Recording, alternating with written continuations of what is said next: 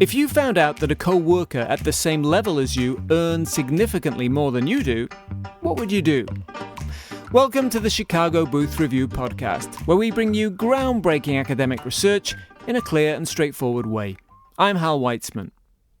Today we're continuing our podcast mini-series, the audio version of our popular business practice column, where we ask people to script what they would say in a challenging workplace scenario, submit their responses, and rate each other's contributions.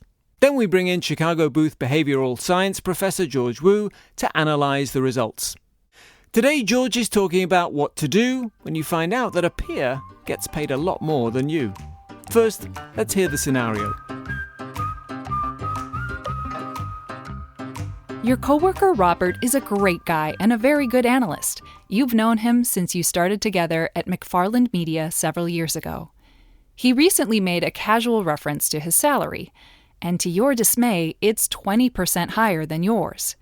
He's good, but as far as you're aware, his career path has more or less mirrored your own.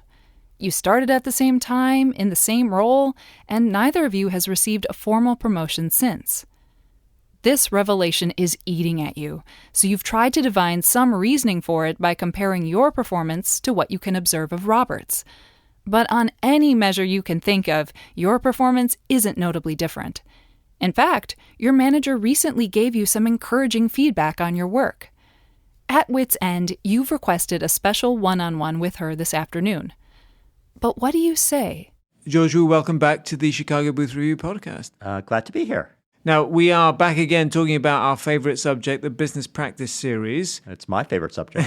Good. Well, remind us why we do this. What is the business practice series? So it's a series that we started a few years ago, and I teach negotiation. And one of the things that I get asked for is advice on actually situations like this, which is negotiating about money and lots of other kinds of things. And I get these from my students and my alums and from executives. And honestly, I felt like it was much more efficient rather than give individual advice to individuals as much as I might like them to essentially try to economize a little and share my thoughts with broader groups. So I hope this is really useful for people. Well, it's certainly fun. And it's not just your thoughts, right? We crowdsource, as we'll explain in a little bit, we crowdsource the responses and we rate those responses using the same crowd. So we get a good general view of what we think, how we think we should respond to a situation like this one. Find out, and I learned from it's not as if something I don't know what people are what things people are gonna like. Excellent. Well, let's dig into it. This situation that it will fill many of us with fear. You find out that somebody else is paid more than you are for basically the same work and having had the same experience. And you and I have talked before about the fact that most people just hate talking about pay with their bosses, and they hate negotiating for pay. They don't like asking for pay. They don't even like mentioning it. So the idea that you find out somebody else is paid more probably fills many people with dread. Why is that? And maybe just talk a little bit more about what makes this scenario interesting to you. Yeah. So one bit of data is from PayScale.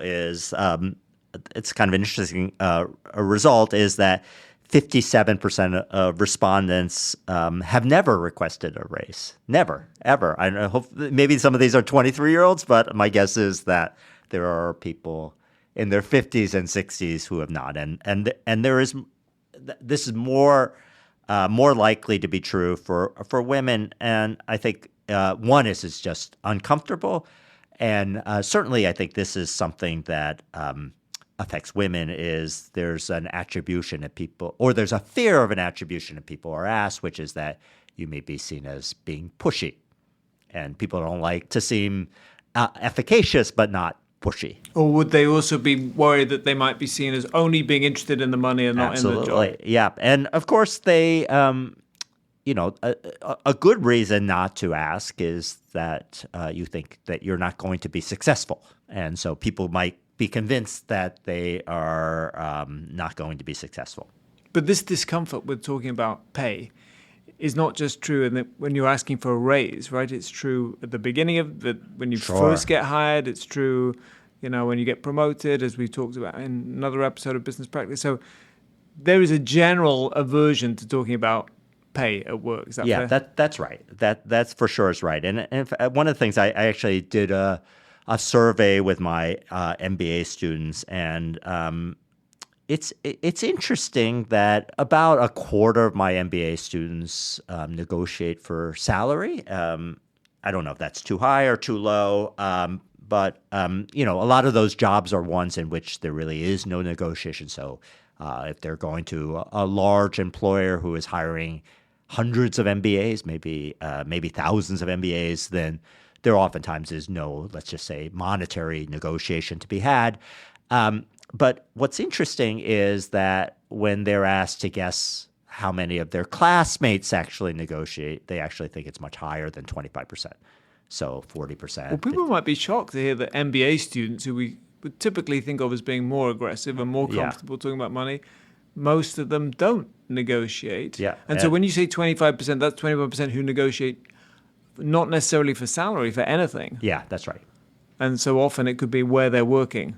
Could be, yeah. I don't remember I don't actually remember. I think that might be actually negotiating That's just the salary, yeah. yeah. Okay, so these people are asking for a little bit more than they're being offered. Yeah, that's right. But it's low. It's low. that indicates how much of a taboo it really is. Yeah, and it's obviously a lot different if you're, one thing I tell my students, which is I think should be obvious, is that at the sort of entry-level positions, obviously our MBAs are getting amazing positions, but many of them are getting positions that 50, 100, 200 MBAs are getting all over the country.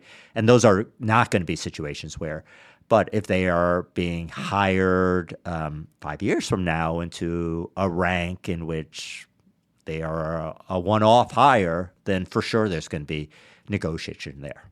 And do you track 5 years out whether people are more likely to negotiate? I actually should that. have that. I should. I would love to know the numbers. And I think one of the things that is really hard here is that I know that when people do conditional on negotiating, the success rate is actually pretty high.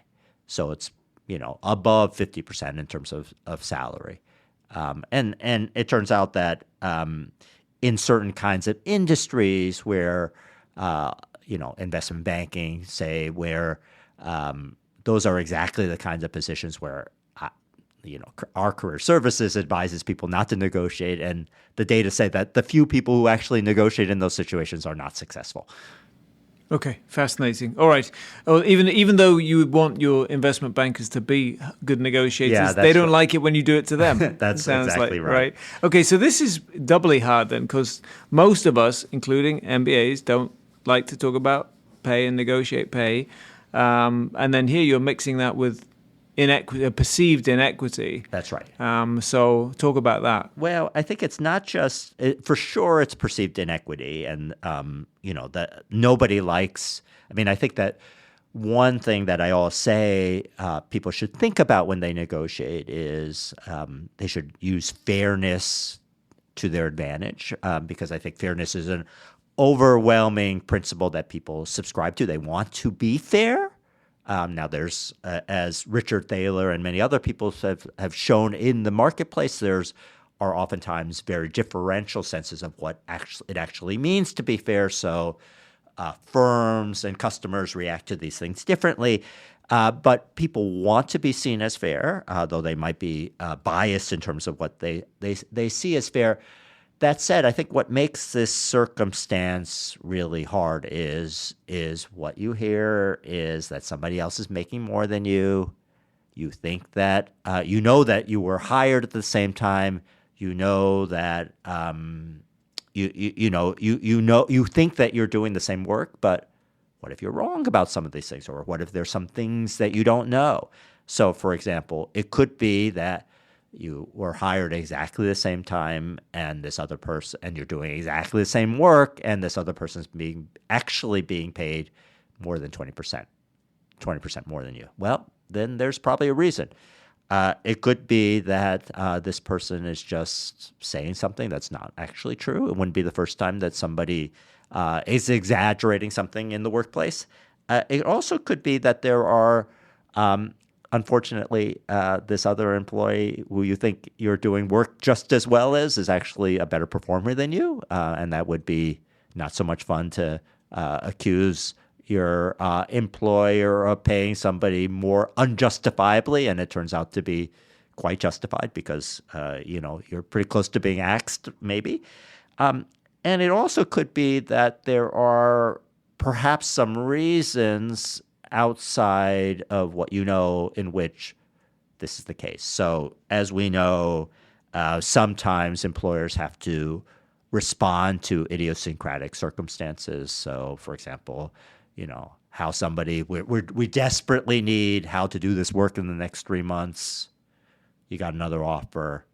We got to respond to that. Like we are over the barrel in this situation, and that's why. And it's regrettable and whatever, but you had that circumstance and I didn't, and that's what's going on. So I think what makes this really hard, and it's not clear that people necessarily think about, I'm sure people don't think about all the uncertainty in this situation, but there is a lot of uncertainty about exactly why or if this circumstance is actually true.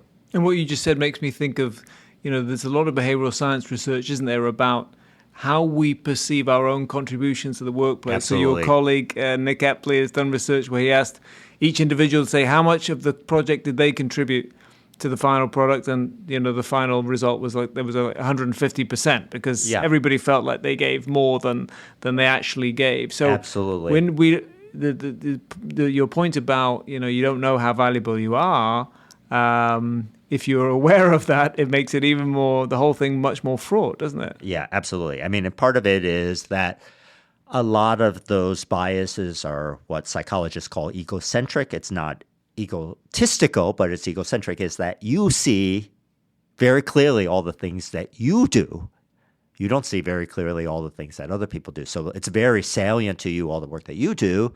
It's not salient to you, all the kinds of contributions that other people make. And so it's just that availability of knowledge about stuff that you do and lack of availability about stuff that other people do that makes it seem like you are a bigger contributor. So if I think that you are just as good a contributor, it might be that if I actually in situations like that, you're a whole lot better contributor than I am. Right. In which case you might deserve to be paid more, and it also might be that if I second guess myself and I think that you might be, and if I'm more humble and I think, well, you actually might be a better performer, then I'm just not going to say anything in this situation. Do you reckon that given that all those complications that you just outlined, and given people's aversion to talk about pay in the first place, that in most cases people would not do anything about this kind of situation? Overwhelmingly, that what people write down as responses in these kind of remove situations inflates the actually degree of, let's just say, proactive behavior that people are going to take. Because to remind people, because we write in the scenario, write a script. We don't say deliver a script. We just ask them what they would say if they were to say something.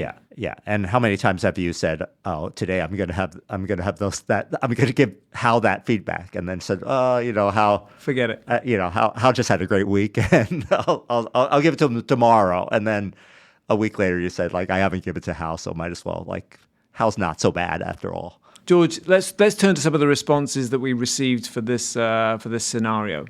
Yeah, so I think one of the things that I've said in the past is that I think one of the fun parts of what we do is that when people submit responses on the web, they actually are encouraged to look at other people's responses. This is at a time when they're really interested in seeing what other people have said, and when they see other people, they're asked to give ratings of other people's responses on a 1 to 7 scale. And so part of what we do at the end is we analyze responses. We average the ratings over lots of different respondents to each response, and we also code these responses in lots of different ways to kind of see whether if you did more of this or less of this, or you did this in this way or that way, were those judged to be more effective. And to go to our earlier conversation, because people are scripting an ideal response. That's right. This isn't necessarily what people would do, but it's what they think might be the best thing to do.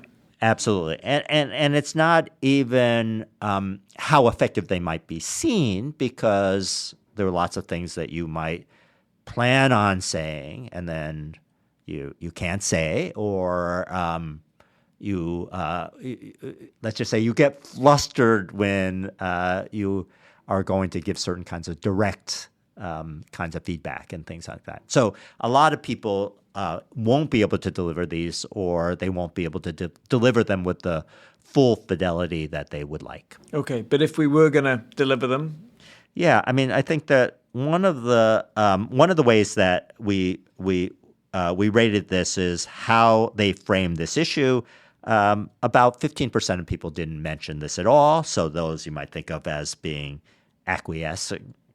They essentially acquiesced, and those are rated pretty negatively. So the ratings here on a scale of 1 to 7, on average, the responses are about 4. So those were rated even more negatively than the midpoint, 4 out of 7, 3.4. There were a number of people who focused on, let's just say they were more direct. They requested a raise in one way or the other directly. About a third of people did that, and those were rated about 3.2 or 3.1 out of 7. And the ones that were rated the most positively focused on the pay discrepancy as a kind of a soft way of at least inviting a conversation about a negotiation about raise. But that was about a half, and those were rated about 3.9 out of 7. Okay. So please give us some examples of what people thought were some of the better ones and some of the less successful ones. So one thing we do when I write up this is we oftentimes put responses at certain percentiles. So I'll give you a 5% response. That means that 95% of responses were rated higher and only 5% were rated lower. I thought I was a valued member of the team, but it doesn't appear I'm compensated as such. Robert isn't doing anything I'm not. How do you explain the disparities in our salaries? 2.3 out of 7. Do I have to comment on that? Well, I guess it's the classic bringing me a problem but not bringing me a solution. Yeah, no, and I wanted to read it with the tone that I think that this would be someone's delivered. upset. Clearly upset. And do you think that's the reason? I think they're stamping their feet as well during this whole thing. Right. Yeah, but not, without sort of being too obvious. What exactly is it that's so off-putting about that? Is it the fact that it's just a problem and not a solution, or is it? Yeah, I think that one is it's very direct, and it's very direct and very presumptuous. It's also direct and presumptuous in a situation where it may or may not be appropriate. So, I mean, there is, let's just say, and we'll talk about this in a bit, but there are circumstances in which this could be, let's just say, it's probably never going to be a great response, but there's probably circumstances where it might be a more appropriate response. And there's those circumstances where this is just an awful response. So if it is indeed a situation where you're a low performer, you think you're a good performer, this is something where you're going like, who are you? I mean, you can imagine, and people have, unfortunately, managers have been in situations where they hear their employees talk about themselves in a way that doesn't resemble reality at all. And this could very well be what that. And so that combined with the sort of directness and the presumptuousness of this is not likely to be a very good response. And as you said, there's it's like basically you're confronting them, you're expecting them to essentially do all the work in correcting this. Okay, so let's move on to a slightly better rated response. So here's one in the middle, 3.7 out of 7. I recently became aware that there are large salary discrepancies between people on the team. I would like to better understand the salary range for my role, where I fall within that range, and the rationale behind that. That I think that is an example of a large number of them, 50%, in which they focus on the discrepancy. They don't explicitly request a raise. It's obviously I think appealing because it's pretty indirect. It's also I think my guess is that it's not seen as being a great response because it's not clear where this is going to lead. If you're enjoying this podcast, there's another University of Chicago Podcast Network show that you should check out. It's called 9 Questions. Join Professor Eric Oliver as he poses the 9 most essential questions for knowing yourself to some of humanity's wisest and most interesting people. 9 Questions with Eric Oliver, part of the University of Chicago Podcast Network. So, George, give us a sense of what was the top-rated response?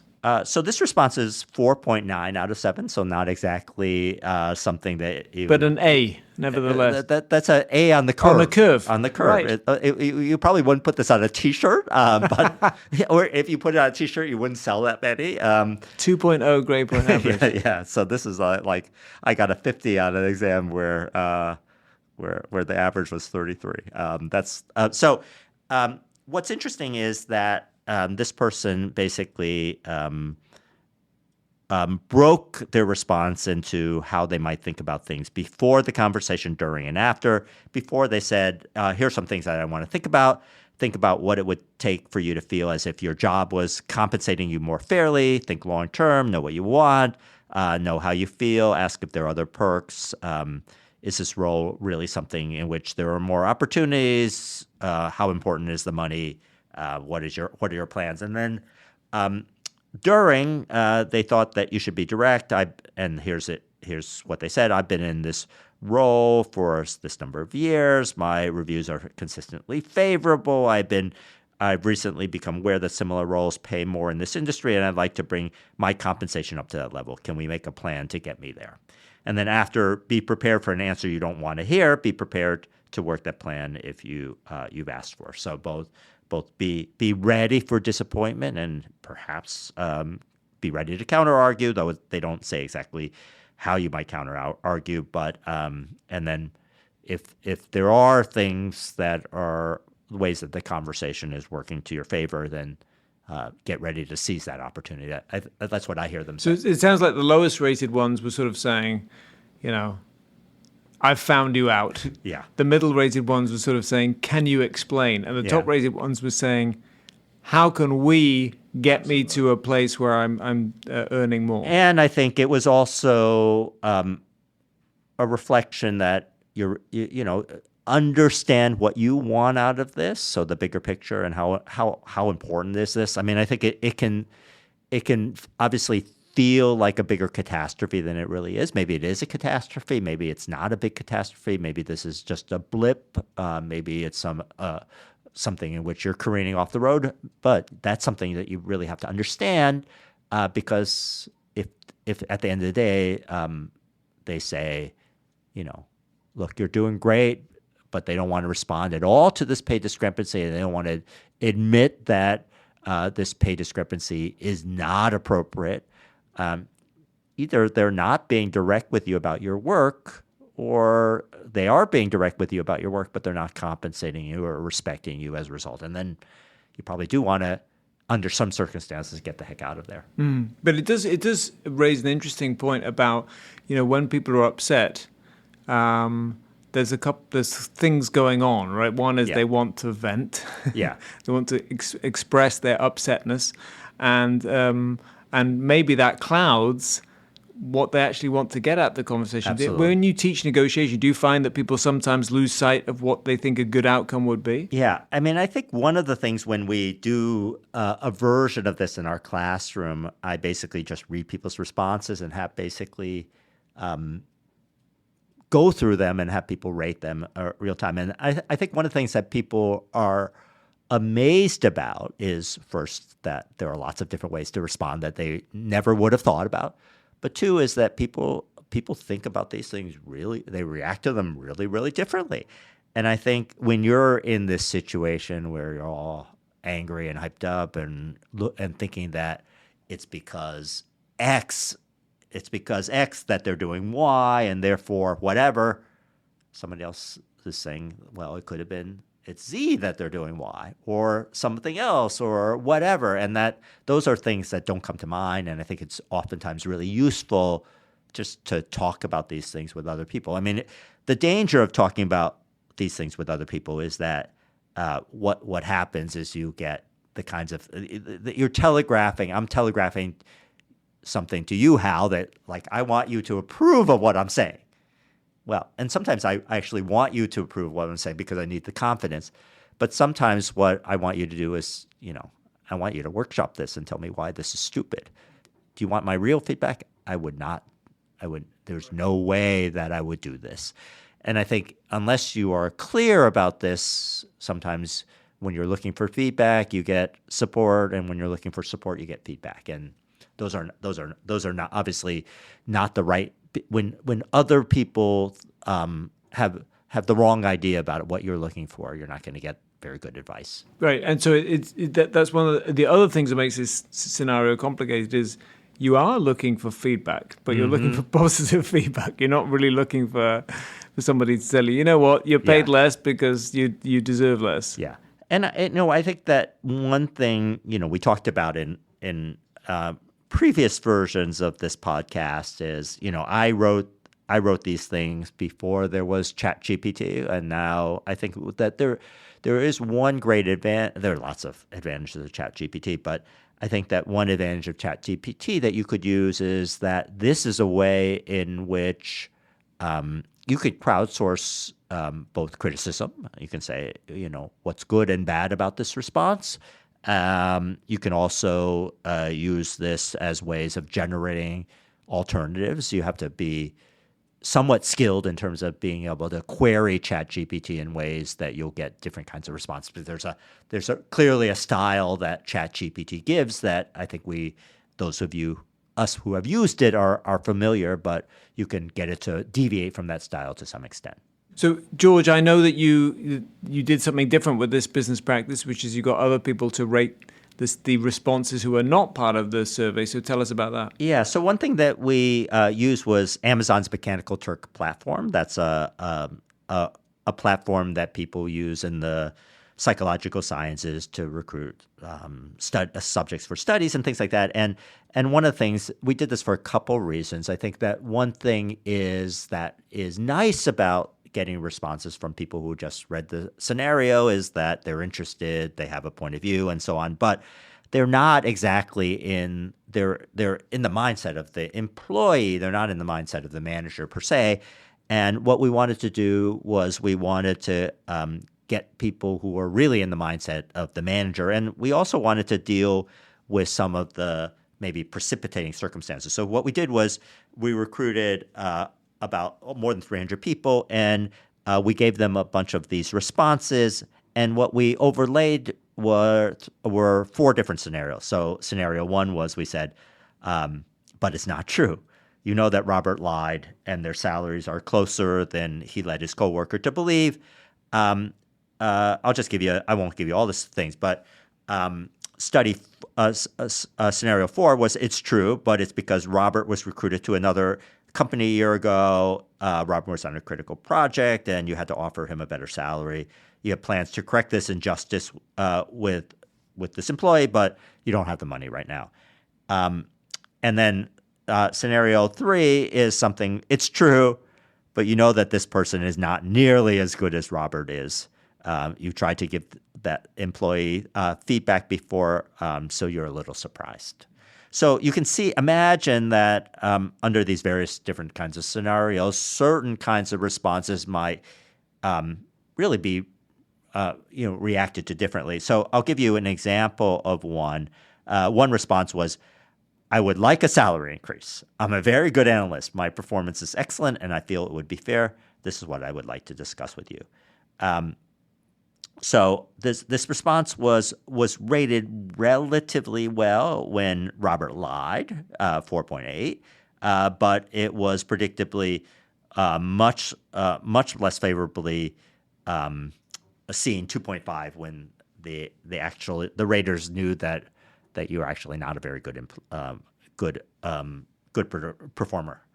And what I think is interesting is that the responses that were rated the best, and you can look at the column to see which ones they were rated highly in all the circumstances. So here just some numbers. It's kind of amazing. Is the top rated response was rated 5.4, 5.3, 5.6, and 5.3 across the 4 scenarios, which is basically the same number. And so I think what's interesting here is that the best responses are ones that are not just high quality, but they're high quality in a specific way. They're robust to lots of different, let's say, interpretations or manifestations of the uncertainty underlying a situation. Okay, and one of the characteristics of those is that they're forward-looking and they're sort of problem-solving, and right? Yeah, and I think it's because I think the direct ones, the ones that they may very well be appropriate in a particular scenario. So if you knew that this was the underlying situation and you had all the facts together, then you could fine-tune your strategy for the state of the world. Except the problem is you may not be in that state of the world. And if you're not in that state of the world, then you're going to fall off the cliff. So that's what happens when you really kind of fine-tune a response to a particular assumption about what's going on. And as behavioral scientists, what we know is that people oftentimes do not do a very good job of thinking about what the precipitating circumstances. They don't think about the uncertainty, and so we think this is why this is what led to this, and because I think that this is what led to this is what I will respond. Well, if that A might have led to this, but B and C and D, and if you had thought about B and C and D, for example, like I'm sure that some of these people with the direct responses never ever entertained the idea that they were actually a poor performer. And, obviously, if they had an inkling that they were a poor performer, they would never have said those words, or let's hope they would never have said those words. So I guess the advice you take from that is think of a response that's going to work well regardless of whether it's regardless of the circumstances. Yeah, I do think like one thing that this suggests is that you really should think about why are we here? Why did this happen? And we generate hypotheses about the world, but there are lots of behavioral science research that says when people generate hypotheses, even when they are in a task in which your job is to generate as many hypotheses as possible, they say I generated just ridiculous hypotheses. I've got them all. No. There are many, and then we'll the next subject will come through and generate another. Say, I've generated all the hypotheses, and there will be a bunch that number 2 had that number 1 didn't, and number 1 had that number 2 didn't, and that's just the nature. That's just the nature of the way our mind works. Well, George, thank you. This has been another fascinating discussion. We'll have to be back, talk more business practice. Well, I'll be back. Okay, great. That's it for this episode of the Chicago Booth Review podcast, part of the University of Chicago Podcast Network. For more research, analysis, and insights, visit our website at chicagobooth.edu/review. When you're there, sign up for our weekly newsletter so you never miss the latest in business-focused academic research. This episode was produced by Josh Stunkel. If you enjoyed it, please subscribe and please do leave us a 5-star review. Until next time, I'm Hal Weitzman. Thanks for listening.